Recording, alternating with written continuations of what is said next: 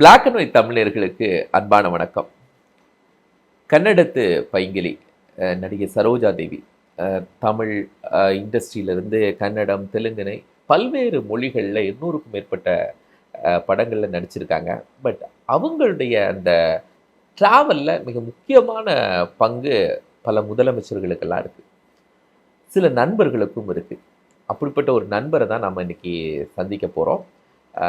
திரு காலச்சக்கரம் Narasimhan sir, வணக்கம் sir. வணக்கம். நீங்கள் சரோஜா தேவியுடைய நண்பரா சார்? அதாவது ஒரு திரைப்பட துறையில் சேர்ந்தவரோட மகனாக நான் பிறந்துட்டேன். சின்ன வயசுலேயே குமாரி கமலா தொடங்கி நடிகைகள், நடிகர்கள்லாம் வீட்டுக்கு அப்பாவை தேடி வருவாங்க. எங்கள் அப்பா தான் சித்ராலயா கோபு. நம்ம ஸ்ரீதர் சாரோட கல்யாண பரிசு எல்லாம் தெரியும். முதல்ல ஒரு கன்னட நாட்டிலேருந்து தமிழுக்கு வராங்க. இதுக்கு முன்னாடி அவங்க சின்ன சின்ன படங்கள்லாம் பண்ணியிருந்தாங்க, தங்கமலை ரகசியம் அந்த மாதிரி. அதிலெல்லாம் நாட்டிய வேடம் அந்த மாதிரி தான். ஆனால் முழு கதாநாயகியாக ஒரு சீரியஸ் ரோல், அதாவது தியாக பாத்திரத்தை செய்ய போகிறாங்க கல்யாண பரிசில். அவங்களுக்கு டயலாகை சொல்லி கொடுத்தது எனது தந்தையார் கோபு சார். கோபு சார். அதாவது first impression is the best impression சொல்லுவாங்க. அதுக்கப்புறம் அவர் வந்து சித்ராலயாலையும் படம் பண்ணலை. எம்ஜிஆர், சிவாஜின்னு ஹை லெவல் போயிட்டாங்க சரோஜாதேவி. ஆனால் முதல் நட்பை அவங்க கடைசி வரைக்கும் வச்சுருந்தாங்க. அப்பாவுக்கு திடீர்னு ஃபோன் பண்ணி, பழைய ஆள்லாம் யாரும் இல்லை, நீங்கள், நான், காஞ்சனா, சச்சுமா தான் இருக்கோம், நம்ம ஒருத்தருக்கு ஒருத்தர் பேசி அடிக்கடி ஊக்குவிக்கணும் ஒருத்தருக்கு ஒருத்தர் அப்படின்லாம் பேசுவாங்க. ஸோ எங்கள் அப்பாவோட பேசிச்சு என் பிள்ளைகளை பற்றி சொல்வார். அப்படி தான் எங்களுக்கு தெரியும். ஆனால் எங்கள் அப்பாவோட சதாபிஷேகம் போது அவங்கள நாங்கள் மறந்துட்டோம். அப்போது சச்சு அம்மாவுக்கு ஃபோன் பண்ணி, கோபு சாருக்கு சதாபிஷேகமாமே என்ன மறந்துட்டாரு அப்படின்னு சொல்லி, அப்புறம் நான் அவங்களுக்கு ஃபோன் பண்ணி மன்னிப்பு கேட்டு, நீங்கள் பெங்களூரில் இருக்கீங்க, நீங்கள் எப்படி வரப்போகிறீங்கன்னு நான் அனுப்பலை, நான் இப்போ கொரியர் அனுப்புகிறேன், நீங்கள் வந்தீங்கன்னா நீங்கள் தான் ஸ்டார் ஆஃப் த ஷோ அப்படின்னு சொன்ன மாதிரி உடனே ஃப்ளைட்டில் வந்து கூடயே இருந்து ஃபுல் ஈவெண்ட் இருந்தாங்க. ஸோ குடும்ப நண்பர்னு சொல்லலாம். அப்பாவுக்கு வந்து ரொம்ப அப்பா மேலே ரொம்ப அப்பா நகைச்சுவையெல்லாம் பிடிக்கும். ஸோ அப்பாவோட ஆப்தர் நண்பர். ஸோ அதனால் எங்களுக்கும் அவங்க பழக்கமாக ஆயிட்டாங்க. அவங்களுடைய சினிமா இண்டஸ்ட்ரி நீங்கள் சொன்னீங்க கன்னடத்திலிருந்து தமிழுக்கு வந்த ஒரு ஸ்டார் அப்படின்னு. எப்போ சித்ராலயா ப்ரொடக்ஷன் தான் ஃபஸ்ட்டு மூவிஸா சார் அவங்களுக்கு? அதாவது வீனஸ் பிக்சர்ஸ் கல்யாண பரிசு, சித்ராலயா அப்போ ஆரம்பிக்கலை, வீனஸ் பிக்சர்ஸோட படம். ஆனால் அவங்களோட பேக்ரவுண்டை பார்த்தீங்கன்னா சினிமா பேக்ரவுண்டே கிடையாது. ஃபேமிலியில் அவங்களாம் ரொம்ப ஒக்கலிகா ஃபேமிலி. அவங்கெல்லாம் ஒக்கலிகா, கர்நாடகா சொல்லுவாங்க இல்லையா, லிங்காயத், ஒக்கலிகா. ஆமாம், ரெண்டு பேருமே ஆழ்ந்த மண்பற்று, தெய்வப்பற்று உள்ள ஒரு ஒரு ஆர்த்தடாக்ஸ். நம்ம வந்து ஆர்த்தடாக்ஸாக இருக்கிறது வேற, அவங்க இருக்கிறது ரொம்ப இதுதான் ரூல் அப்படின்னு நீங்கள் நம்பவே மாட்டீங்க. அவங்க அப்பா வந்து பைரவப்பா வந்து ஒரு ஒக்கலிகா ஃபேமிலியாக இருந்தாலும் ப்ராட் மைண்டு. ஏதாவது பெண்கள் கலையை கற்றுக்கணும், பரதநாட்டிய கிளாஸ் சேர்த்து விட்டார். அந்த மாதிரி எல்லாம் பாட கற்றுக்கணும், அதெல்லாம் சேர்த்து விட்டார். ஆனால் அவங்க அம்மா ருத்ரம்மா வந்து ஒரு கெடுபிடி, ரொம்ப ஸ்ட்ராங் கேரக்டர். அவங்க வந்து ரிச்சுவல். அவங்க தான் நீ சினிமாவில் நடிக்கணும்னா ஸ்லீவ்லெஸ் போடக்கூடாது, இது போடக்கூடாது, ஸ்விம்மிங் சூட்டில் நடிக்கக்கூடாது எழுதி வாங்கிட்டாங்களாம், கண்டிஷன். பொண்ணுக்கு ரூலு. கடைசி வரைக்கும் சரோஜா தேவிமா வந்து அம்மாவோட இன்ஃப்ளூயன்ஸில் தான் இருந்தாங்க. ருத்ரம்மாவுடைய பேர்லேயே ருத்ரம் இருக்கு பாருங்க. ஆமாம், நீங்கள் பேர் சொல்லுங்க. வெரி ஸ்ட்ராங் உமன் அவங்க. ஸோ அவங்க என்ன பண்ணாங்க, ஒக்கலிகா ஃபேமிலி ரொம்ப ஆர்த்தடாக்ஸ் ஃபேமிலி. அவங்க 13 வயசுலேயே அவங்களுக்கு ஆஃபர் வந்துடுச்சு. பிஆர் கிருஷ்ணமூர்த்தின்னு ஒருத்தர் வந்து அவங்க பாடுறதை பார்த்து, என்னோட படத்தில் நீங்கள் வந்து நடிக்கணும் அப்படின்னு கேட்டபோது ருத்ரம்மா நத்திங் டூயிங் சொல்லிட்டாங்க. ஆனால் பரதநாட்டியம்லாம் கற்று ரொம்ப நாள் கழித்து 17 வயசில் மகாகவி காளிதாசான ஒரு படத்தில், கன்னட படத்தை நடித்தாங்க. அதுலேயே நேஷ்னல் அவார்டு. அப்படின்னா பார்த்துக்கோங்க, அதுலேயே நேஷ்னல் அவார்டு வாங்கினாங்க. ஸோ அதுக்கப்புறம் தான் ருத்ரமா கொஞ்சம் பரவாயில்ல, நடிக்கலாம், பேருக்கு எடுத்துக்காமல் இந்த துறையில் நடிக்க முடியும் அப்படின்னு ஒரு உறுதி வந்தப்புறம் தான் அவங்க அம்மா ஒத்துக்கிட்டாங்க. கன்னட படங்கள்லாம் நடிக்க ஆரம்பித்தாங்க. தங்கமலை ரகசியமில் நாட்டியம் ரோல்லாம் ஆடினாங்க. ஆனால் அவங்களுக்கு பெரிய பிரேக் த்ரூ எம்ஜிஆர் படம் நாடோடி மன்னன். Okay, first. ஆமாம், எம்ஜிஆருக்கு ஒரு சென்டிமெண்ட் உண்டு. தன்னோட நடிக்கும் கதாநாயகிகள் தன்னோட தான் நடிக்கணும். கூடியவரை வெளியில் நடிக்கக்கூடாது. வெளியில இருந்தா வேற யார் வேலை ஆமாம், வெளியில் இருக்க தங்கிட்ட ஒரு கான்ட்ராக்ட் மாதிரி இருக்கணும். அவங்க வந்து அவங்களே தொடர்ந்து நடிக்கணும் அப்படின்ற ஒரு எண்ணம் உடையவர். ஆனால் அவரோட போராத வேளை அவருக்கு எல்லாம் ஸ்ட்ராங் விமனாக தான் கதாநாயகியாக கிடைச்சாங்க. பானுமதி ராமகிருஷ்ணா நாடோடி மன்னனில் very strong women. Mister MGR அப்படின்னு தான் கூப்பிடுவாங்க. மிரட்டுவாங்கன்னு கேள்விப்பட்டு. கண்ணாலேயே மிரட்டுவாங்க. நீங்கள் அந்த பாட்டு பார்த்தீங்கன்னா அலிபாபா 40 திருடர்களில் அவங்க மாசிலா எந்த காதலி பாட்டில் அவங்க தள்ளி இப்படி இப்படி பூவாட்டி நிற்பாங்க. எம்ஜிஆர் எங்கேயோ 4 அடி பின்னாடி தள்ளி நிற்பார். ஸோ அவங்க அந்த மாதிரி ஒரு fire. Jayalalithaa another strong woman. இவருக்கு இந்த மாதிரி தான் வந்தது. சரோஜி தேவிம்மா வந்து பார்க்க ரொம்ப கொஞ்சி கொஞ்சி பேசுவாங்க, நல்லா அழகாக நளினமாக நடிப்பாங்க. ஆனால் she is also strong woman, very strong woman. எப்படின்னா அவங்களுக்கு அவங்க அம்மா ருத்ரம்மாவோட பாடி கார்டு மாதிரி கூடயே வரதால she had to be strong. அவள் அம்மாவும் ஸ்ட்ராங்கு, அவங்களும் ஸ்ட்ராங்கு. ஸோ எம்ஜிஆர் படத்தில் நாடோடி மன்னன் படத்தில் நடித்தாங்க. அப்போது ஒரு இன்ட்ரெஸ்டிங் இன்சிடெண்ட். 1958 எம்ஜிஆர் பொன்னியின் செல்வன் அதை படமாக்கணும்னு நினைக்கிறாரு, கல்கியோட கதை. ஸோ அதை ஏற்பாடு இறங்குறாரு. பொன்னியின் செல்வன் பிளான் பண்ணுறாங்க, புக் பண்ணுறாரு எம்ஜிஆர். தான் வந்தியத்தேவனா, எம்ஜிஆர் வந்தியத்தேவன், ஜெமினி ஆதித்த கரிகாலன், எஸ்எஸ்ஆர் பார்த்திபேந்திர பல்லவன், பத்மினி குந்தவை, வைஜெயந்தி மாலா நந்தினி, சரோஜா தேவி மணிமேகலை. ஓகே, இதுதான் அவரோட பிளான். புக்கெல்லாம் ஆயிடுச்சு, சரோஜாதேவி புக் ஆயிட்டாங்க, எல்லாரும் புக்கிங்லாம் ஆயிடுச்சு. ரங்காராவ் வந்து பழுவேட்டரையர். இதெல்லாம் பிளான் பண்ணி 1958 பெரிய பழுவேட்டரையர். ஆமாம், பெரிய பழுவேட்டரையர். பெரிய பிளான் நடந்து எல்லாம் ஏற்பாடு ஆயிடுச்சு. பூஜை வரைக்கும் போயிட்டாங்க. அப்போது வந்து எம்ஜிஆர் கிட்ட யாரோ சொல்லிட்டாங்க, சோழர்களை பற்றி படம் எடுத்தால் கேரியர் கொஞ்சம் ஜிங்ஸ்ட் ஆகிடும், பிரச்சனை, சோழர்களை பற்றி எடுத்தாலே பிரச்சனை, யாரோ சொல்லி விட்டாங்க. எம்ஜிஆர் அதை விட்டுட்டார். ஸோ 58 அவரோட பார்வைக்கு சரோஜாதேவி வந்துட்டாங்க. ஆனால் அதுக்கப்புறம் தொடர்ந்து நாடோடி மன்னனில் நடித்தாங்க.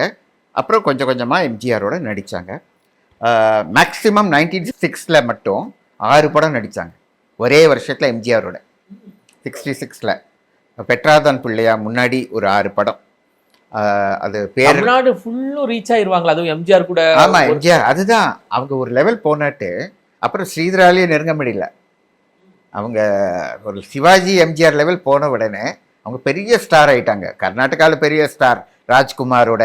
பொன்னப்ப பாகவதன் அந்த காலத்தில் ஒரு பெரிய இவர் நடிகர் இருந்தார். அவர் தான் காளிதாசா, மகாகவி காளிதாசா. பொன்னப்ப பாகவதரோட நடிச்சுட்டு அப்புறம் இப்போ சூர்யா வரைக்கும் நடிச்சிருக்காங்கன்னா பார்த்துக்காங்க. பாடி. ஆமாம், பொன்னப்ப பாகவதர் ஆரம்பிச்சு இப்போ சூர்யா வரைக்கும் நடிச்சிருக்காங்க. அதாவது குவீன் பையர் ஓன் ரைட்டுன்னு ஒன்று ஆங்கிலத்தில் சொல்லுவாங்க. எல்லாரும் அரசனோட பொண்ணா பதவிக்கு வர்றது பெரிய விஷயம் இல்லை. ஆனால் தன்னோட திறமையால் பதவிக்கு வர்றது queen by your own right. Saroja Devi அப்படிப்பட்டவங்க தான். அவங்களுக்குன்னு ஒரு ஃபஸ்ட்டு கிளாமர், ஐ மீன் அவங்க ட்ரெஸ்ஸு அதை வந்து ஒரு யங்ஸ்டர்ஸ்க்கு ஒரு இதுவாகவே போச்சு, மேனியாவே போச்சு. எங்கள் வீட்டு பிள்ளை அதில் அவங்க போட்டுக்கிற ப்ளவுஸு, போட்டுக்கிற புடவை, டிசைன் எல்லாம் அப்படியே மக்கள் இமிட்டேட் பண்ண ஆரம்பிச்சிட்டாங்க. ஓகே, அந்த பெண்கள்லாம். ஸோ எம்ஜிஆரோட சரோஜாதேவி சாரி, அதெல்லாம் ரொம்ப பாப்புலர் ஆயிடுச்சு. ஸோ அந்த வருஷம் நிறைய படம் பண்ணாங்க எம்ஜிஆரோட. 66 எம்ஜிஆர்னா சரோஜா தேவி 26 படம் பண்ணியிருக்காங்க எம்ஜிஆரோட. ஆனால் அந்த இடத்துல தான் ஒரு பிரேக். எம்ஜிஆருக்கும் அவங்களுக்கும் சின்ன சச்சரவு. அதாவது எப்படின்னா, பெட்ரால் தான் பிள்ளையான்னு ஒரு படம், அதில் சரோஜா தேவி ஹீரோயின். அந்த படம் முடிஞ்சு ரிலீஸ் டைம் டிசம்பர் வாக்கில் இந்த படம் முடியுது, ரிலீஸ் ஆச்சு டிசம்பரில். ஜனவரி 12 அடுத்த மாதம் எம்ஜிஆர் சுடப்படுறார் ராமாவரம் தோட்டத்தில். எம்ஆர் ராதா அவரால் சுடப்படுறாரு. அப்போ வந்து இவர் தொண்டையில் குண்டு பாய்ஞ்சு ஹாஸ்பிட்டலில் இருக்கார். வெளியிலெல்லாம் ரூமர், எம்ஜிஆரால் இனிமேல் நடிக்க முடியாது, பேசி நடிக்க முடியாது. ஏன்னா காரணம் வந்து தொண்டையில் குண்டு பாய்ஞ்சு, இனிமேல் குரல் வராது, இனிமேல் அவர் நடிக்க முடியாது. ஆனால் அதுக்கு முன்னோட ருத்ரமாக கான்ட்ராக்ட் போட்டிருக்காங்க எம்ஜிஆரோட. அந்த வருஷம் 66 6 படம் நடிச்சிருக்காங்க. வெளியில் அவ்வளோ படம் கிடையாது. அந்த மாதிரி எம்ஜிஆரோட தான் நடிச்சிருக்காங்க. இனிமேல் எம்ஜிஆர் நடிக்க மாட்டாருன்னா நம்ம என்ன பண்ணுறது அப்படின்னு கான்ட்ராக்ட் போட்டிருக்கோமே அப்படின்னு அந்த ருத்ரம்மாவுக்கு ஒரு டவுட்டு. ஸோ அம்மாவும் பொண்ணும் போய் பார்த்துருக்காங்க எம்ஜிஆர் ஹாஸ்பிட்டலில். அப்போ ருத்ரம்மா சொன்னாங்களாம், நான் 67ல் சரோஜா தேவிக்கு மேரேஜ் பண்ணிட போகிறேன், இனிமேல் அவங்க நடிக்க மாட்டாங்க அப்படின்னு சொல்கிறாங்க. எம்ஜிஆர் யோசிக்கிறார், ஏன்னா அவருக்கு முன்னாடியே ஒரு தகவல் வந்துருச்சு, அவங்க வந்து ஏதோ ஒரு படத்தில் நடிக்க போகிறாங்க, மல்லம்மா பாவாடா அப்படின்னு பேர், கன்னட படம், கன்னடத்தில். இவங்க கல்யாணம் பண்ண போகிறோம், நடிக்க போகிறதுலன்னு சொல்லிச்சு. ஒரு கன்னட படம் புக் பண்ணியிருக்காங்க. அது புட்டண்ணா கனகல் அப்படின்ற டைரக்டர்கிட்ட ஒப்பந்தம் ஆயிருக்காங்க. அது எம்ஜிஆருக்கு தெரிஞ்சு போச்சு. ஆனால் இவங்க வந்து இனிமேல் நடிக்க போகிறது இல்லைன்னு சொன்னதால் எம்ஜிஆருக்கு மனக்லேசம். இந்த மாதிரி சொல்லிட்டாங்களேன்னு சொல்லிட்டு சரிம்மா நீங்கள் கல்யாணம் பண்ணிக்கோன்ட்டு. ஆனால் 1968, 69 சரோஜா தேவியோட அவர் நடிக்கவே இல்லை. அவங்க நடிக்கிறாங்க, எம்ஜிஆரும் சரோஜா தேவியும் நடிக்கலை. 68 படம் கிடையாது, 69 கிடையாது. அப்போ தான் ஜெயலலிதா வராங்க ஃபீல்டுக்கு, என்ட்ரி ஆகுறாங்க. 68 வந்து சரோஜா தேவி போனதுனால தான் ஜெயலலிதாக்கு அந்த வாய்ப்பு கிடைச்சது. கரெக்டாக 1-2 படம் பண்ணியிருக்கலாம். ஆனால் 68 ஃபுல்லாக ஜெயலலிதா தான். குடியிருந்த கோவில், ஒளி விளக்கு, நீங்கள் பார்த்தீங்கன்னா 68 6 படம் பண்ணியிருப்பாங்க. தேர் திருவிழா, புதிய பூமி அப்படின்னு 6 படம் ஒரே வருஷத்தில். வேறு யாரும் கிடையாது. அந்த எம்ஜிஆர் கிட்ட ஒரு சென்டிமெண்ட் உண்டு. பானுமதியோட பிரச்சனை வந்த போது அந்த படத்தில் நாடோடி மன்னனில் பானுமதியை சாகடிச்சிருவாங்க. அந்த கேரக்டர் சாகடிச்சு சரோஜா தேவியை இன்ட்ரடியூஸ் பண்ணுவாங்க வேற இளவரசியாக. அதே மாதிரி அரசக்கட்டையில் என்ன பண்ணுறாங்க, ஜெயலலிதாவை இன்ட்ரடியூஸ் பண்ணிட்டு இவங்களை தூக்குறாரு. ஓகேயா, சரோஜா தேவியை ஒதுக்குறாரு. அப்புறம் ஜெயலலிதா தான். 68 ஃபுல்லாக ஜெயலலிதா தான். இப்படியே போகிறது 70 மஞ்சுளா வரைக்கும் ஜெயலலிதா தான். அது வரைக்கும் ஜெயலலிதா தான். ஒரே ஒரு படம் 1-2 விவசாயி, அதில் KR விஜயா பண்ணியிருப்பாங்க. அப்புறம் வாணிஸ்ரீ இதில் கண்ணன் என் காதலனில் பண்ணியிருப்பாங்க. காவல்காரன், இது எல்லாம். அப்புறம் லதா கொஞ்ச நாள், லதா அப்புறம் மஞ்சுளாக்கு அப்புறம், மஞ்சுளாக்கு அப்புறம் தான் லதா தான். ஸோ எம்ஜிஆரோட சென்டிமெண்ட்டு நிரந்தரமாக ஒரு கதாநாயகி இருக்கணும் மக்களுக்கு, அப்படி தான் அவர் படங்களில். ஸோ 68 ஜெயலலிதா வந்தவொடனே சரோஜா தேவி ஒதுங்குறாங்க. ஆனால் உறவுகள் நல்லா தான் இருந்தது. எம்ஜிஆரோட ஃபோன் பேசுவாங்க, அதெல்லாம் எம்ஜிஆரும் அவங்கள ரொம்ப அன்பாக பேசுகிறது எல்லாம் இருக்கும். அவங்க அரசியல் வாய்ப்பும் வந்தது சரோஜா தேவி.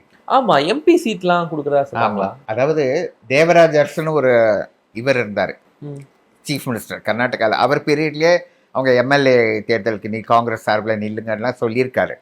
ஆனால் அப்போல்லாம் அவங்க இன்ட்ரெஸ்ட் காட்டலை.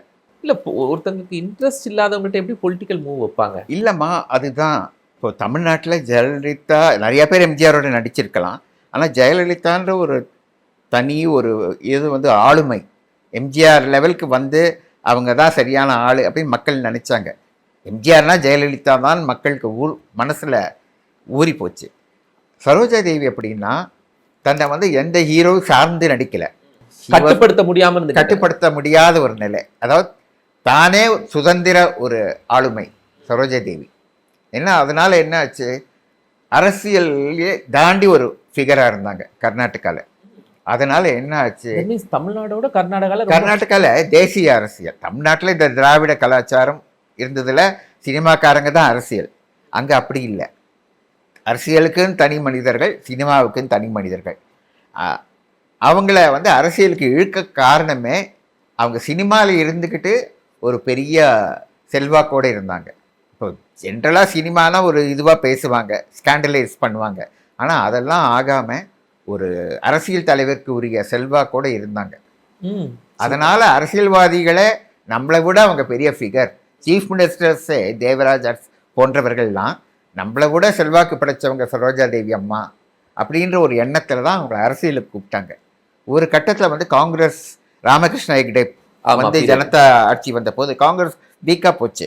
அப்போது சரோஜா தேவி அம்மாவை அழைச்சிடுவாங்க, காங்கிரஸை பலப்படுத்த மத்தியிலேயே சொன்னாங்களாம். அப்படின்னா பார்த்துக்காங்க. அவங்க ராஜீவ் காந்தியே சரோஜா தேவி கிட்ட MP பதவி கொடுத்துருக்காரு. ஆக்சுவலி அவங்க பிறந்த ஊர் வந்து தாஸ்வரா, அப்படி ராமநகரான்னு ஒரு வில்லேஜ். அவங்க நேட்டிவாக தான் பெங்களூரில் தான் பிறந்தாங்க. அதனால தான் சரோஜா தேவி. அவங்க நேட்டிவ் வந்து ராமநகரா தாஸ்வரா வில்லேஜ், ஆனால் பிறந்தது பெங்களூர். சரோஜா தேவி அவங்க வந்து மைசூர் பெங்களூர்லாம் அப்போ ஒரே இதுவாக தான் இருந்தது. ஸோ அவரை வந்து நீ மாண்டியாவில் நில்லு அப்படின்னு ராஜீவ் காந்தி சொன்னாராம். இந்திரா காந்தி போயிட்ட போது ராஜீவ்காந்தி அரசியலுக்கு புதுசு. ஆமா. பைலட்லேருந்து அவர் யாரெல்லாம் கட்சி தலைவர்கள் ஒன்றும் தெரியல. ஸோ கூடியவரையில் அவன் அம்மா இந்திரா காந்தியோட டைரியை பார்த்து செல்வாக்கான அம்மாவோட க்ளோஸாக இருந்த மனிதர்கள் எல்லாம் அரசியலுக்கு இழுத்தார். அந்த வகையில தான் வைஜெயந்தி மலாபாலியை தென்சென்னையில் நிற்க வச்சார். இந்த மலாபாலி இந்திரா காந்தியோட ரொம்ப க்ளோஸு. ஓகே. அவங்க நர்கீஸ்லாம் ஃபேமிலி ஃப்ரெண்ட்ஸு. ஸோ அந்த டைரியை பார்த்து தான் வைஜெயந்தி மாலாபாலி அம்மாவுக்கு க்ளோஸுன்றதால தான் அவங்கள காங்கிரஸில் பலவந்தமாக சேர்த்து தென்சென்னை கொடுத்தாங்க. அது போல தான் சரோஜா தேவிக்கு மாண்டியா கொடுத்தாரு. ஆனால் சரோஜா தேவி சொன்னாங்க, நான் வந்து எல்லாருக்கும் பொதுவானவன், எனக்கு பல இடத்துல ரசிகர்கள் இருக்காங்க, நான் அரசியல் சேர்ந்தேன்னா ஒரு சாராருக்கு வேண்டாம போயிடுவேன், எனக்கு அது விருப்பம் இல்லை, ஸோ நான் அரசியலுக்கு வரல. ஆனால் ஒன்று சொன்னாங்க, நீங்கள் என்னோட மூதாதையர்கள்லாம் காங்கிரஸ் கட்சிக்காக பாடுபட்டவங்க, காங்கிரஸ் சிந்தனையை விட்டு நான் வெளியில் போக மாட்டேன், அது என்னோட தனிப்பட்ட இது, ஆனால் நான் அரசியலுக்கு வர மாட்டேன். ஆனால் காங்கிரஸ் சிந்தனை எனக்கு உண்டு. அப்போ அவங்க கூட ஒரு இதில் சொன்னாங்க, எனக்கு ஜனதா கட்சியை தாண்டி எல்லா கட்சிகள்ல இருந்தும், அதாவது ஜனதாதளம் கட்சியிலேருந்து மட்டும்தான் என்ன அணுகலை, மதசார்பற்ற ஜனதாதளத்திலிருந்து தான் அணுகலை, மற்ற எல்லா கட்சிகள்ல இருந்தும். அதாவது அவ்வளோ பவர்ஃபுல்லாக பாலிடிக்ஸில் ஏன்னா சரோஜா தேவின்ற அவங்க தனிப்பட்ட முறையில் பெரிய செல்வாக்கு. அது கன்னடாலேருந்து வந்தவங்க ஜெயந்தி, பாரதி, சரோஜா தேவி அப்படின்னு பார்த்தீங்கன்னா, சரோஜா தேவி ஒரு பெரிய தமிழ்நாட்டில் ஜெயலலிதா மாதிரி அவங்க கர்நாடகாவில் சரோஜா தேவி. அது அவங்க சுயமாக அந்த நிலைக்கு வந்தாங்க. சினிமா ஆதரவு, அதாவது ஒரு நடிகரோட தன்னை தொடர்பு படுத்தின்னு அப்படிலாம் பெரிய ஆளாக வரல, ஒரு இதுவாக வந்தாங்க தனிப்பட்ட முறையில். அதனால் அவங்களுக்கு செல்வாக்கு அதிகம். அப்போது அவ்வளவு ஸ்ட்ராங் லேடி, பொலிட்டிக்கல் நாலேஜும் அவங்களுக்கு நிறைய இருந்தது. அதான் அவங்க ஃபேமிலியில் காங்கிரஸ் மைண்டு உண்டு எப்போவுமே. அவங்க வந்து ஆனால் கான்ட்ரவர்சி எதுலேயும் மாட்டிக்கல, ஸ்டேட்மெண்ட்ஸ்லாம் விட மாட்டாங்க, ஆனால் பொலிட்டிக்கலாக சில கருத்துக்கள் கொண்டிருந்தாங்க. உதாரணத்துக்கு எம்ஜிஆர் மரணத்துக்கு அப்புறம் அதிமுக ரெண்டாக உடைந்து ஜே அப்படின்னு வந்தபோது அவங்க ஜே அணியை சப்போர்ட் பண்ணலை, ஜானகி அணியை தான் சப்போர்ட் பண்ணாங்க. இப்போ ஜெயலலிதாவை சப்போர்ட் பண்ணல. இன்ஃபேக்ட் எம்ஜிஆர் இருந்தபோது அவங்க வந்தாங்க, ஜெயலலிதாவை வந்து அவங்க சந்திக்கலை, ஜானகி அம்மாவோட கூட தான் அவங்க கூடயே இருந்தாங்க. எம்ஜிஆரின் மரணத்தை யாரும் அரசியலாக்கக்கூடாது அப்படின்னாங்க. அந்த டைமில் ஜெயலலிதா பிரச்சனை ஓடிட்டு இருந்தது இல்லையா, ஜே அணி ஜா அணின்னு. அப்போ எம்ஜிஆரை யாரும் அரசியலாக்கக்கூடாது, எம்ஜிஆர் மரணத்தை அப்படின்னு சொன்னாங்க. Actually it was intended towards J. ஆனால் அவங்க கூட ஆர்.எம். வீரப்பன் அவங்கெல்லாம் சேர்ந்து அவங்க ஜானகி பக்கம் தான் இருந்தாங்க. அதுக்கப்புறம் தொடர்பே இல்லை. அப்புறம் ஜெயலலிதா சிஎம் மாநாட்டு பேச்சப் ஆகிட்டாங்க. ஓகே, மனோரமா ஆட்சி தான் பேச்சப் பண்ணாங்க. அப்புறம் ரொம்ப ஃப்ரெண்ட்ஸ் ஆகிட்டாங்க. எனக்கு என்ன சார், எம்ஜிஆர் அந்த நேரத்தில் பகைத்து கொண்டு அதுக்கப்புறமும் தமிழ் இண்டஸ்ட்ரியில் அவங்களால எப்படி ஸ்ட்ராங்காக இருக்க முடிஞ்சுது? அதுதான் உதாரணத்துக்கு குலவிளக்கு அந்த மாதிரி கேரக்டர் படங்கள் நிறைய பண்ண ஆரம்பித்தாங்க. இப்போ கல்யாண பரிசு வந்து ஒரு சீரியஸான ரோலு. ஸோ எம்ஜிஆரோட இருந்துச்சு அவங்க கிளாமரஸாக தான் இருந்தாங்க. ராஜாவின் பார்வை, ராணியின் பக்கம், அந்த அன்பேவா, இதெல்லாம் வந்து கிளாமரஸ் ரோலு. நான் தான் சொன்னேன் இல்லையா, அவங்க ஆடை அணிகளை பார்த்து எல்லாரும் ஊர்தி. ஆனால் சைமல்டேனியஸாக கேரக்டர் ரோல்ஸும் பண்ணின்னு வந்தாங்க. அந்த பணமா பாசமா அதெல்லாம் பெண்களை வந்து அவங்கள ஒரு பெரிய சூப்பர் ஸ்டார் லெவலுக்கு. இப்போ பாருங்களேன், 87 வயசில் சரோஜா தேவி இறந்துட்டாங்க. அதோட பாதிப்பை பாருங்கள், அகில இந்திய அளவில் இருக்குது பார்த்தீங்களா. அது வந்து ஒரு பெரிய விஷயம் இல்லையா. ஒரு நடிகை, கன்னட நடிகை, தமிழில் நடித்தவங்க, ஆனால் ஒரு பாதிப்பு பாருங்களேன். முகநூல், சமூக ஊடகங்கள்லாம் தங்கள் வீட்டிலேயே யாரோ இறந்துட்டா மாதிரி ஒரு பதிவுகள் வருது பார்த்தீங்களா. ஐயோ நான் அந்த படத்தில் அப்படி பார்த்தேன், இப்படி பார்த்தேன், பைங்கிளி, இந்த மாதிரி பாசிட்டிவ் கமெண்ட்ஸாக ஒருத்தரை பற்றி வருது. அப்படின்னா அவங்க எவ்வளோ பாதிச்சிருப்பாங்க. அவங்க அரசியலுக்கு வரல, ஆக்டிவ் அரசியலுக்கு வரல, இருந்தாலும் ஒரு நடிகையாகவே பாதிச்சிருக்காங்க அப்படின்னு சொல்லிச்சு. தமிழ்நாட்டில் பெண்களில் அவர் எவ்வளோ பாதிச்சிருக்காங்கன்னு தெரியுது இல்லையா. அதுக்கு காரணம் அவங்க ஏற்றுக்கொண்ட கேரக்டர்ஸ். எம்ஜிஆரோட நடிக்கலைன்னா கூட 68க்கு அப்புறம் அவங்க பண்ணின படங்கள் எல்லாமே வெயிட்டான ரோல். பத்மினியோட ஒரு படம் பண்ணாங்க, இது பணமா பாசமால ஒரு வெயிட்டான ரோலு. அந்த மாதிரி காதலுக்காக பணக்கார பெண் ஏழை பின்னாடி போகிறது, அதெல்லாம் ஒரு அந்த காலத்தில் வந்து ஒரு சென்சேஷனல் படங்கள் பணமா. இப்போ நீங்கள் அவங்களுடைய ரோல்ஸை பற்றி நீங்கள் ஃபஸ்ட்டாக பேசுகிறீங்க, பட் சரோஜாதேவி பற்றி சொல்கிறவங்கெல்லாம் அபிநய சரஸ்வதி, கன்னடத்து பைங்கிலி அப்படின்னு அவங்களுடைய தோற்றம் குறித்து மட்டும்தான் பேசுனாங்களே தாண்டி அவங்களுடைய நடிப்பு குறித்து பெருசா சமீபத்துல ரொம்ப அதிகமா கேட்கல.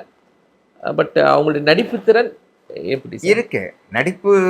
இதுதான் கல்யாண பரிசு மிரட்டல், ஒண்ணு நீங்க போறாரு. பானுமதியை ஒரு மாதிரி மிரட்டுறீங்க, மிரட்டல் துணி. மிரட்டலான ஒரு இது. ஒவ்வொருத்தருக்கும் ஒரு ஆமா. சாவித்திரி அப்படின்னா அது இல்லைங்க. அவங்களுக்கு ஒரு ஆக்டிங். அப்படி பார்த்தீங்கன்னா சரோஜா தேவி தான் ஒரு எல்லா வெரைட்டியும் கொடுத்துருக்காங்க. இப்போ ஜெயலலிதா அவங்க வந்து ஒரு தைரியமான ரோலில் நடித்து அவங்களுக்குன்னு ஒரு முத்திரைகள், சவாலே சமாளி அதெல்லாம் பண்ணாங்க. ஒரு டாம்பாய் மாதிரி கேரக்டர். ஆனால் இவங்க வந்து வெரைட்டிஸ் கொடுத்துருக்காங்க இவங்களும். உதாரணத்துக்கு இந்த கஜகாமினி நடைன்னு ஒரு ஃபேமஸாக ஒரு படம் வந்தது இல்லையா, அது இயற்கையாகவே சரோஜா தேவிக்கு அமைஞ்சிருந்தது. நீங்கள் படகோட்டி படம் பார்த்தீங்கன்னா கேமரா அவங்க பேக்கை தான் ப்ரொஜெக்ட் பண்ணும். அவங்களுக்கு அந்த அவங்க பின் பாகத்தை தான் காட்டும். ஏன்னா அவங்க நடக்கச்சே அப்படி திரும்பி பார்ப்பாங்க. அது கஜகாமினி நடைன்னு சொல்லுவாங்க. அந்த கஜகாமினி நடை தமிழ் திரையுலகத்தை சரோஜா தேவிக்கு தான் இருக்கு. ஆமா, நடைனாலே அப்படி சரோஜா தேவி நடை தான். மெல்ல நடை நடையே காட்டுவாங்க. எல்லா கேமராமேனும் நீங்க நடந்து போங்கம்மா அப்படின்னு சொல்லிட்டு பின்னாடியில இருந்தா எடுப்பாங்க. ஏன்னா கஜகாமினி நடைன்னா என்னன்னா, கஜனா யானை, காமினின்னா காமினி இல்லை, காமினி திரும்பி பார்த்துட்டே நடக்கிறது. அது பேர் தான் கஜகாமினி. கான்னு சொல்லணும் வடமொழியில. காமினின்னா போகச்சே போகிறா அப்படியே திரும்பி பார்க்கணும். யானை வந்து என்ன பண்ணுமா, பெண் யானை பிடிநடைன்னு சொல்லுவாங்க தமிழ்ல. நடந்து போகும், அப்புறம் அப்படி திரும்பி பார்க்கும். தன் குட்டி வரதா கூட ஏதாவது மிருகத்துக்கிட்ட மாட்டிக்கிட்ட போகிறதே திரும்பி பார்க்கும். ஆண் யானை நடந்து போயிட்டே இருக்கும், பெண் யானை 4 அடி நடந்து திரும்பி பார்க்கும், திரும்பி 4 அடி போகும், திரும்பி பார்க்கும். அதுதான் கஜகாமினி நடை. சரோஜா தேவியோட நடை ரொம்ப பிரசித்தம்.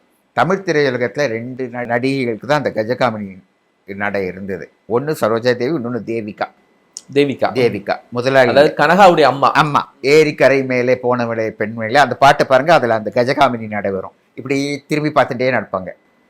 அதுதான் கஜகாமினி நடை. அது சரோஜா தேவிக்கு தான். அவங்க ஸ்ட்ரக்சரே அப்படின்னா பின்னாடியிலேயும் பார்த்து ரொம்ப அழகாக இருக்கும். ஸோ அவங்க அழகை காட்டியும் நடித்தாங்க, ஆடை அணிகளை காட்டியும் நடித்தாங்க. இந்த பணமா பாசமா, கல்யாண பரிசு, இந்த மாதிரி படங்களில் வந்து குலவிளக்கு இதில் தன்னோட கேரக்டரை நடிப்பை காமிச்சாங்க. ஸோ வெரைட்டி கொடுத்துருக்கிறதால தான் தமிழ்நாட்டில் இவ்வளோ பாதிச்சிருக்காங்க Saroja Devi. She gave definite lot of characters. எம்ஜிஆரோ நடித்தா கிளாமர் தான், அதில் டவுட்டே இல்லை, அன்பேவா. ஸோ அவங்களால கிளாமராகவும் காட்ட முடிஞ்சது. ஸ்விம்மிங் சூட்டில் போடாமல், ஸ்லீவ்லெஸ் போடாமல் கிளாமர் காட்ட முடியுமா? காட்டினாங்க சரோஜா தேவி.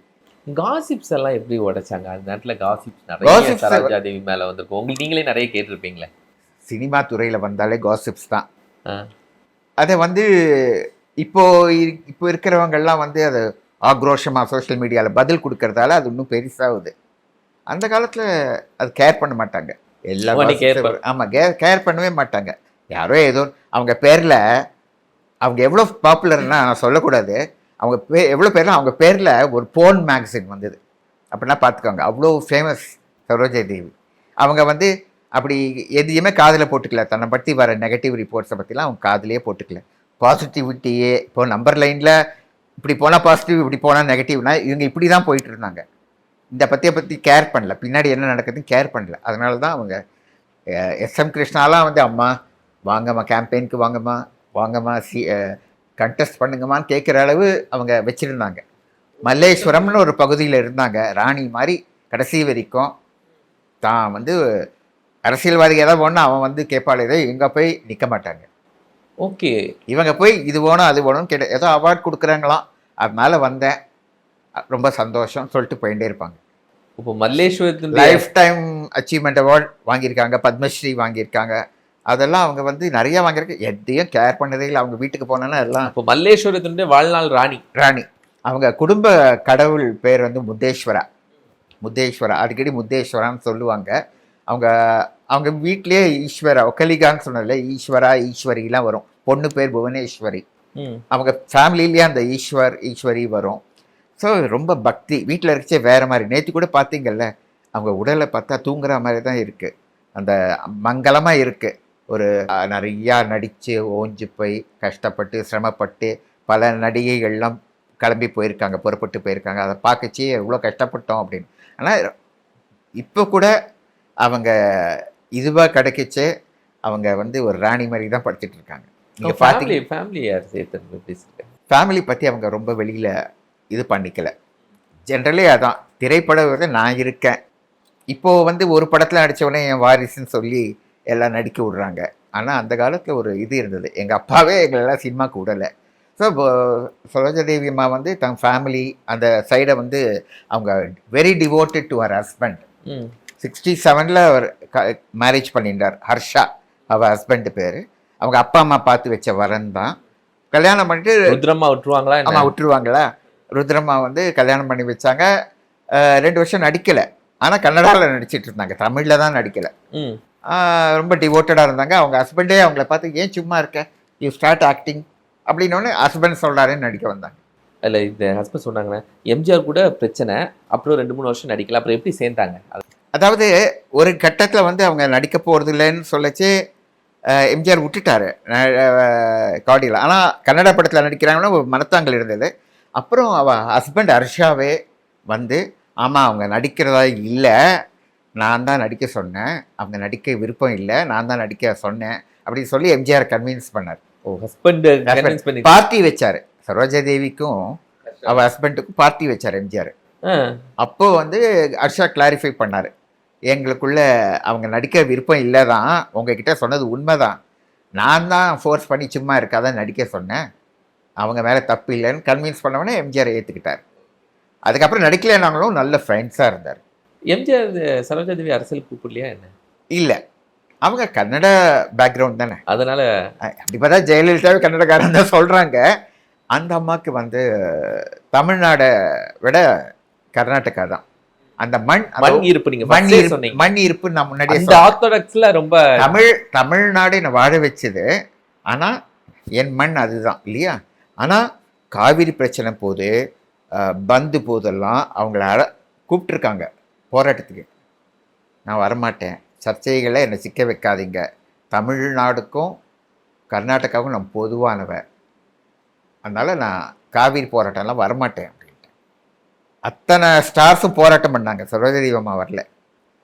தமிழ்நாட்டுக்கு எதிராக நம்மளுக்கு சோறு போட்ட மாநிலம்னு அவங்க வந்து தமிழ்நாட்டை ரொம்ப ஹையாக வச்சுருந்தாங்க.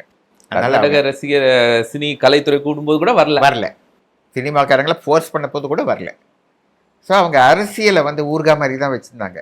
அவங்க ஈடுபடலைன்னு வைக்க அரசியல்வாதிலாம் வந்து அவங்கக்கிட்ட ஹெல்ப் கேட்டிருக்காங்க.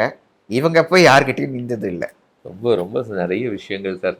ஒரு பெரிய ஒரு லைஃப் டைம் அச்சீவர், அதுவும் சரோஜாதேவி மாதிரி உள்ளவங்களுடைய லைஃப்பை ரொம்ப அழகா. ஒரு அப்பா வந்து சொல்லுவார், அப்பா 94 இயர்ஸ் ஆகுது. அவங்க வந்தபோது கலைகள்லாம் ரகசியமாக தான் கற்றுக்கிட்டாங்க. இப்போது சைக்கிள் ஓட்டுறது கூட அவங்க அம்மா வந்து ஸ்ட்ரிக்டாக சொல்லுவாங்க, நீ சைக்கிள் ஓட்டுறதுக்கு தான் இந்த இடத்துல தான் ஓட்டணும் அப்படின்லாம் சொல்லுவாங்க. சைக்கிள் ஓட்டுவாங்க. வாடிக்கை மறந்ததும் ஏனோ அப்படின்னு ஒரு பாட்டு கல்யாண பரிசில், அதில் சைக்கிளிங் பாடிட்டே போகிற மாதிரி அவங்களுக்கு ஜெமினியும். அவங்க வந்து அந்த இங்கே தான் எடுத்தாங்க, மருந்தீஸ்வரர் கோயில்கிட்ட. அப்போ பனை தோப்பாக இருந்தது. இப்போ ஈஸியாரே கிடையாது. அப்போது மருந்தீஸ்வரர் கோயில் ஒரு பாடைஞ்ச கோயிலாக இருந்தது.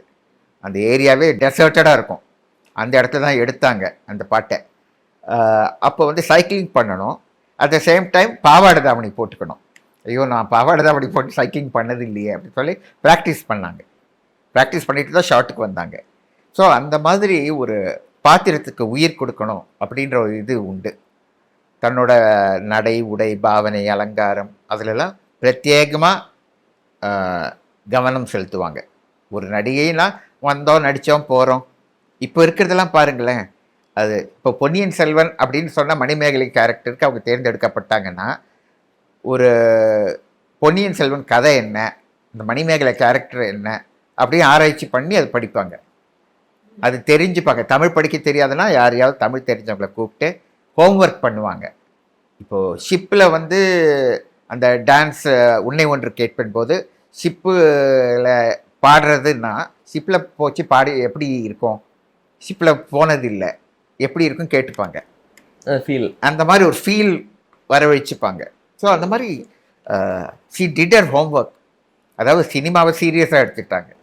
கிரேட். ரொம்ப அந்த இதில் கூட பாருங்களேன், ரெட்டு கலர் சாரி, ரத்த கலரில் சாரி இருக்கும், கொண்டை, ரொம்ப டேஸ்லிங்காக இருப்பாங்க அந்த சாங்கில். சின்ன அந்த அந்த இதெல்லாம் அவங்களுக்கு வந்து ரொம்ப ஷி வில் பி பர்டிகுலர். இந்த இது சூஸ் பண்ணி இது எனக்கு நல்லா இருக்கும், இந்த இந்த காஸ்டியூம் நல்லா இருக்கும் அப்படின்னு she will choose. So taste, fashion எல்லாத்துலேயும் அப்டேட்டு. ஸோ அவங்க வந்து இப்போ ஆதவனில் சூர்யா கிட்ட நடிக்கிச்சே கூட ஐயோ இந்த கால லெவலுக்கு வேவ் லெங்க்த்துக்கு இறங்கி வருவாங்க. ஆமா, பார்த்துருக்கலாங்க, அந்த படம் ஜாலியாக நடிப்பாங்க. ஜாலியா இருப்பாங்க. அந்த காலத்தில் கோபால் அப்படின்னு சீரியஸாக நடித்தவங்க இந்த காலத்தை வந்து சூர்யாவுக்கு சேலஞ்சா ஜாலியாக பண்ணாங்க. ஜாலியா இருப்பாங்க.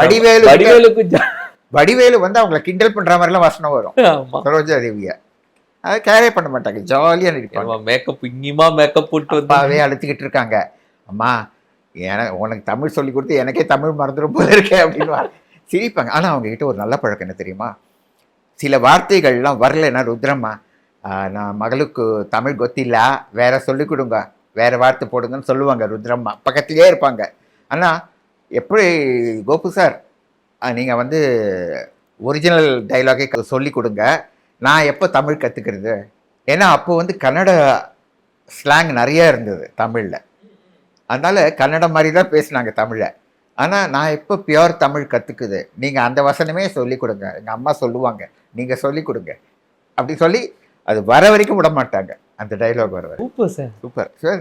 கல்யாண பரிசில் ஷி செட், எங்கள் அப்பா சதாபிஷேகம் வந்ததுப்போ அதான் சொன்னாங்க, எனக்கு அந்த நாட்கள்லாம் ஞாபகம் வருது. அந்த கல்யாண பரிசில் என் ரோலை பார்த்து எங்கள் எல்லோரும் அழுவாங்க, நான் தங்கவேலு காமெடியை பார்த்து சிரிச்சிட்டு இருப்பேன், நீங்கள் எழுதின காமெடியை பார்த்து சிரிச்சிட்டு இருப்பேன் அப்படின்னு. அதுதான் எங்கள் அப்பாவோட எல்லாம் ஏன் ஸ்நேகம் வச்சுக்கிறாங்கன்னா, அப்பா செட்டிலேயே அவங்களெல்லாம் ரொம்ப இதுவாக ஜாலியாக சிரிக்க வைப்பாரா, அதனால அவங்க தொடர்பெல்லாம் வச்சுருந்தாங்க. திடீர்னு ஒரு நாள் ஃபோன் பண்ணுவாங்க அப்பா கிட்ட, அதாவது பழைய விஷயம் பேசணும் சிரிக்கணும் அப்படின்னா அப்பாவுக்கு ஃபோன் பண்ணுவாங்க. ஜெயலலிதா மேடமும் அதான் பண்ணாங்க. when I feel frustrated or I'm under pressure, I look to your father's movies. காசே தான் கவலடா, கலட்ட கல்யாணம், காதலிக்கிறவங்களாம் பார்த்தா லைட்டாக போயிடும். அந்த மாதிரி பல நடிகைகள் தங்களுக்கு பிரச்சனைகள் போது அப்பாவுக்கு ஃபோன் பண்ணி பேசுவாங்க. நடிகர்களும் அந்த மாதிரி பேசியிருக்காங்க. அதனால் எங்களுக்கு வந்து எல்லாரும் மலைச்சு போய் பார்க்குற நடிகர்லாம் எங்களுக்கு ஜஸ்ட் லைக் தட். ஏன்னா சின்ன வயசுலேருந்து அப்பா சினிமாக்காரர் இருந்தால் எல்லோரும் வீட்டுக்கு வந்து பழக்கம் ஆகும். நாங்கள் யாரையும் பார்க்கணுன்னு ஏங்கினதே கிடையாது. அவங்களாம் வருவாங்க, ஹாய் அப்படின்னு சொல்லிட்டு போயிடுவாங்க. சிவாஜி கணேசன்லேருந்து எல்லோரும் நல்ல பழக்கம். ஆனால் சரோஜா தேவி அம்மா she can't be forgotten the future. அவங்களுக்குன்னு she carved out a niche for herself. சரோஜா தேவினா தனி பாணி, அதை மறக்கவே முடியாது. தமிழ்நாட்டு மக்களின் உள்ளத்தில் அவங்க நிலைச்சி நிற்பாங்க. இப்போ எப்படி சார் அவங்க உடல்நிலை இல்லாமல் இல்லை, ஓல்டேஜ் ப்ராப்ளம்ஸ் தான். Okay, she was very perfect. அதான் சொல்கிறேனே, தன்னோட ஆடை அணிகலங்கள் மட்டும் இல்லை, உடல்நிலையும் பார்த்துக்கிட்டாங்க. அதாவது கடைசி வரைக்கும் ஒரு மெலிஞ்ச தேகத்தோடு இருந்த ஒரு நடிகை, வெயிட் போடாத ஒரு நடிகை சரோஜா தேவி. பார்த்தீங்கன்னா தெரியும், அவங்க பீக் இதில் கூட வெயிட் போடாமல் உடம்பை பார்த்துக்கிட்டு யோகாலாம் பண்ணுவாங்க. அந்த மாதிரி தான் மெயின்டைன் பண்ணாங்க. அந்த தன்னுடைய நேம் சரோஜா தேவின்ற நேம், அந்த பழைய நேம் கடைசி வரைக்கும் வரணும் அப்படின்ட்டு இருந்தாங்க. சூப்பர் சார், அவங்களுடைய நேம் நிலைத்திருக்கும். நீங்கள் நிறைய இன்ஃபர்மேஷன் கொடுத்துருங்க, ரொம்ப சந்தோஷம் உங்களை சந்திச்சதிகம். BW நேயர்களுக்கும் எனது நன்றியை தெரிவித்துக் கொள்கிறேன். நேரில் மற்றும் ஒரு நிகழ்ச்சியில் நம்ம சந்திக்கலாம். நன்றி.